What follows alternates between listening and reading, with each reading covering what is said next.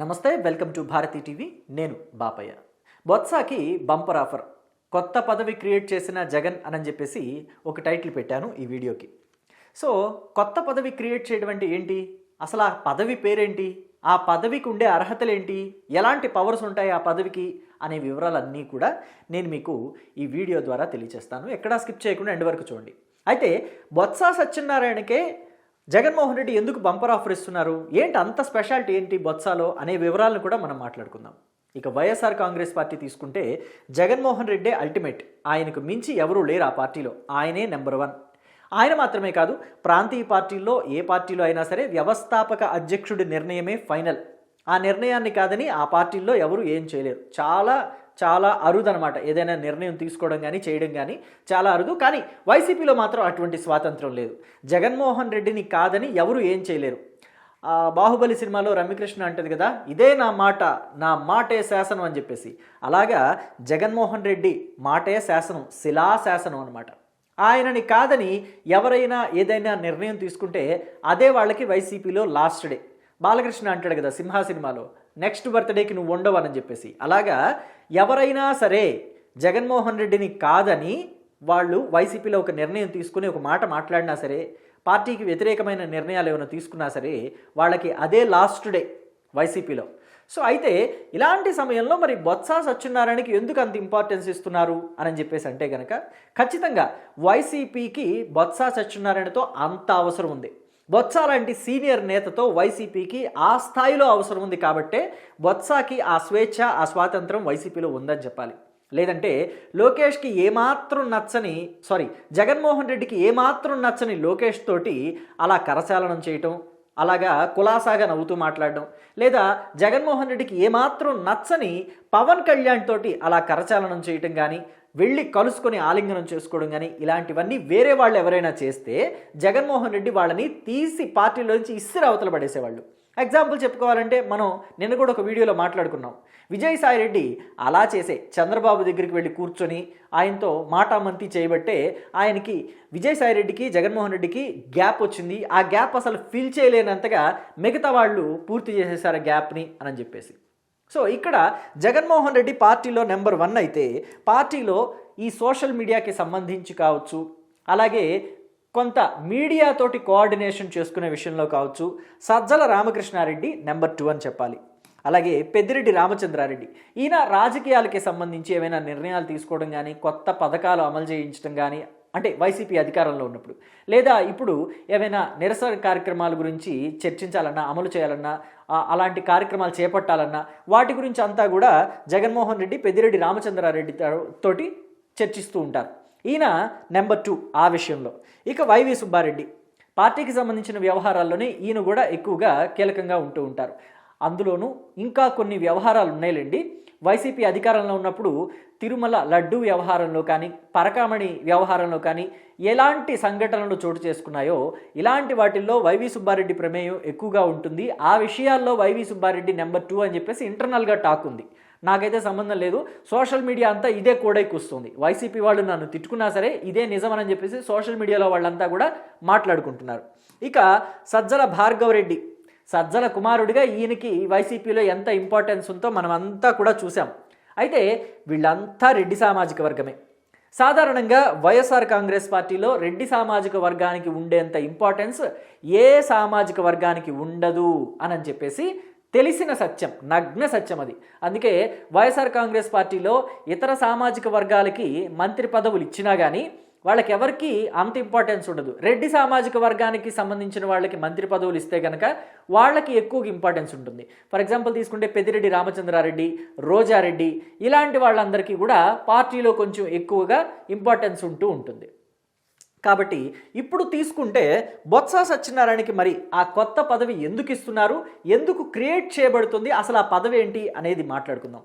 మామూలుగా వైఎస్ఆర్ కాంగ్రెస్ పార్టీలో నెంబర్ 1 పొజిషన్లో ఉండేది జగన్మోహన్ రెడ్డి. కానీ ఇప్పుడున్న ప్రజెంట్ సిచ్యువేషన్లో జగన్మోహన్ రెడ్డి కన్నా ఒక మెట్టు పైనే ఉన్నారేమో బొత్స సత్యనారాయణ అని చెప్పాలి. ఎందుకని అంటే జగన్మోహన్ రెడ్డి అసెంబ్లీకి వెళ్ళకపోయినప్పటికీ కూడా ప్రధాన ప్రతిపక్షం వైఎస్ఆర్ కాంగ్రెస్ పార్టీనే. కేవలం 11 సీట్లు మాత్రమే వైఎస్ఆర్ కాంగ్రెస్ పార్టీకి వచ్చి ఉండొచ్చు.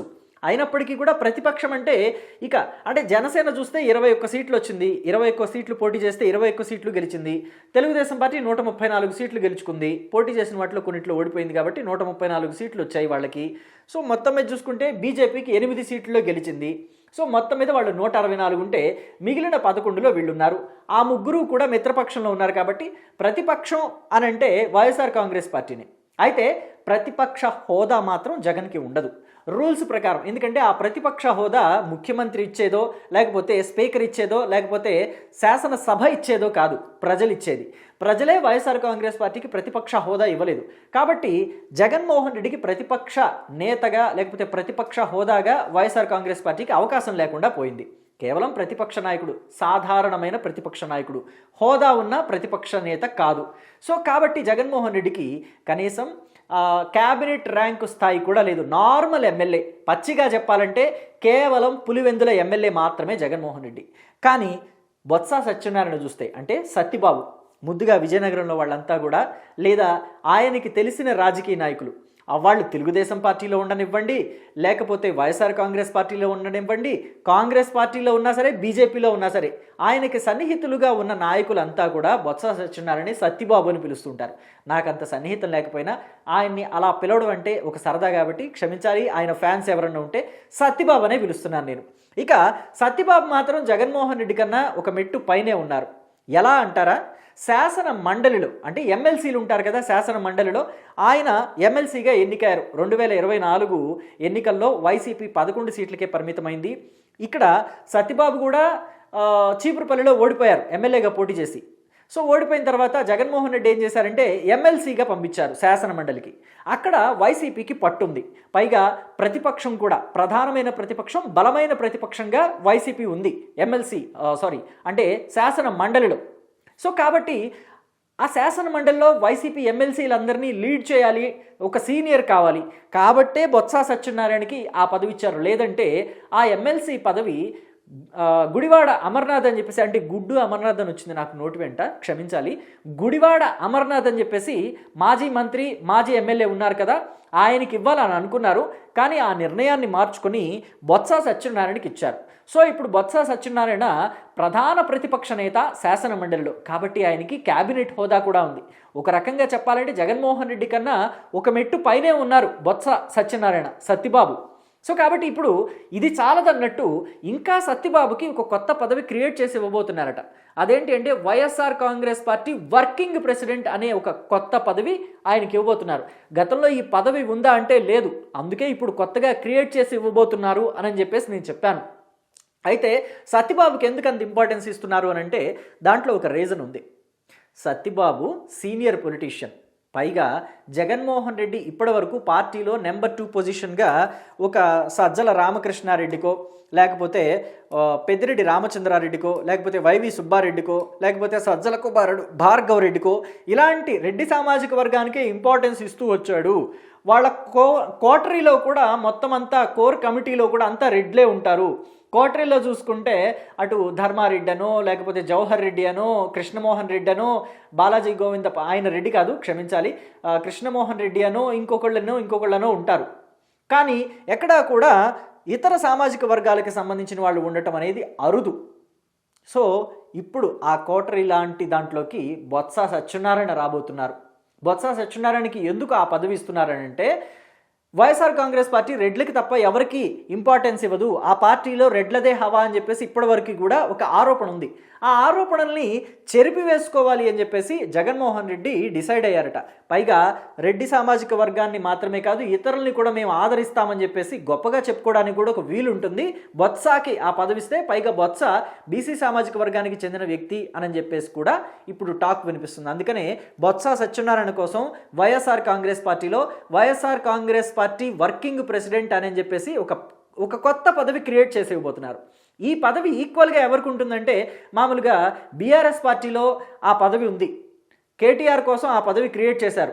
అంటే కేసీఆర్ తనయుడు కేటీఆర్ కోసం ఆ పదవిని క్రియేట్ చేశారు. BRS party working president KTR.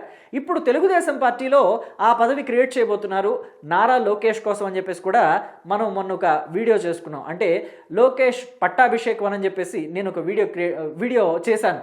దాంట్లో ఈ వర్కింగ్ ప్రెసిడెంట్ అనే పదవిని తీసుకురావాలని చెప్పేసి చంద్రబాబు మీద ప్రెషర్ పెరుగుతుంది.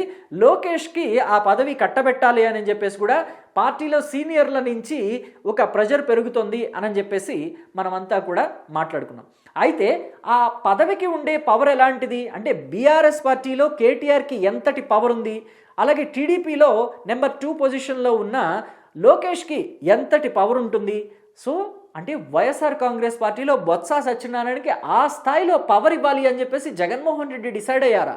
ఒకవేళ నిజంగా వైఎస్ఆర్ కాంగ్రెస్ పార్టీ వర్కింగ్ ప్రెసిడెంట్గా బొత్స సత్యనారాయణని ఎంపిక చేసినా, ఆ పదవి క్రియేట్ చేసి ఆ పదవిలో ఆ కుర్చీలో ఆయన్ని కూర్చోబెట్టినా ఆ స్థాయిలో పవర్ ఆఫ్ అటార్నీ ఇస్తారా, ఉంటాయా పవర్సు అంటే నమ్మకం లేదు అనే మాట ఎక్కువగా వినిపిస్తుంది. ఎందుకంటే వైఎస్ఆర్ కాంగ్రెస్ పార్టీలో రెడ్డి సామాజిక వర్గానికే ఎక్కువగా ఇంపార్టెన్స్ ఉంటుంది.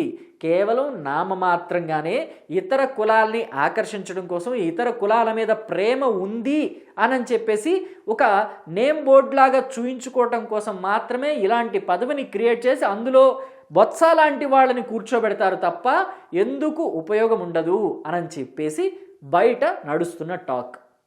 దీని మీద మీరేమంటారు? బొత్సాకి అంటే వైసీపీలో ఒక కొత్త పదవి క్రియేట్ చేసి అందులో సత్యబాబును కూర్చోబెట్టినంత మాత్రాన వైసీపీలో బీసీలందరికీ ఇంపార్టెన్స్ దక్కుతుంది అని చెప్పి మీరు అనుకుంటున్నారా? అంటే ఆ కొత్త పదవిలో బొత్సాని అంటే సత్యబాబును కూర్చోబెట్టినంత మాత్రాన సత్యబాబుకి అంతటి పవర్స్ ఇస్తారు వైసీపీలో అని చెప్పి మీరు అనుకుంటున్నారా? ఒకవేళ సత్యబాబుకి ఆ స్థాయిలో పవర్స్ ఇస్తే సజ్జల ఊరుకోగలుగుతారా? అంటే పెద్దిరెడ్డి రామచంద్రారెడ్డి తను ఊరుకోగలుగుతారా? వైవి సుబ్బారెడ్డి ఊరుకోగలుగుతారా? సజ్జల భార్గవరెడ్డి ఊరుకోగలుగుతారా? ఏం జరుగుతుంది? వైసీపీలో పరిస్థితులు ఏంటి? ఆయనకి ఆ స్థాయిలో పదవి పవర్సు ఇస్తే తర్వాత పర్యవసానాలు ఎలా ఉంటాయి? వీటన్నిటి మీద భవిష్యత్తులో కాలమే సమాధానం చెప్పాలి. ఏం జరుగుతుంది అసలు? బొత్సాకి ఆ పదవి ఇస్తారు అని చెప్పేసి అయితే కన్ఫామ్గా చెప్తున్నారు. ఒక 2 నెలల లోపు కన్ఫామ్ అయిపోతుంది ఆయనకి ఆ పదవి ఇవ్వటం. అయితే ఆ పవర్స్ ఇస్తారా లేదా అనే దాని మీద మీ అభిప్రాయాన్ని కమెంట్ బాక్స్లో చెప్పండి. Thank you.